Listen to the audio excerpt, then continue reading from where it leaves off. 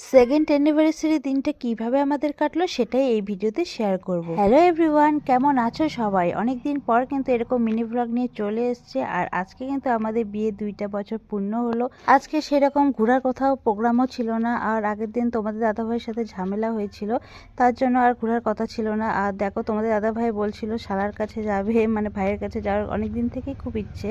তো তারপরে ভাবলাম না, চলো যাওয়া যাক। তারপর দেখো চিকেন নিয়ে এসেছিলো, তাই সকাল সকাল তাড়াতাড়ি আমি রান্না করে ভাইয়ের কাছে নিয়ে এসেছি।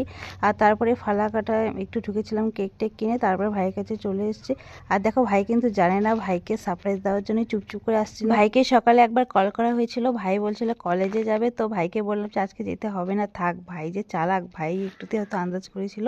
তো দেখো, ভাই কলেজে যায়নি, বই পড়ছিল। আর আমার পিছন থেকে এসে চমকে দিয়েছে। ভাই একটু অবাকই হয়েছিল, হঠাৎ করে লাল শাড়ি পরে দেখেছে। আমি তো সেরকম শাড়ি পরি না, তার জন্য একটু অবাক হয়েছিল। আর ভাই তো ভীষণ খুশি হয়েছে, ভাই তো ভাবতেই পারেনি।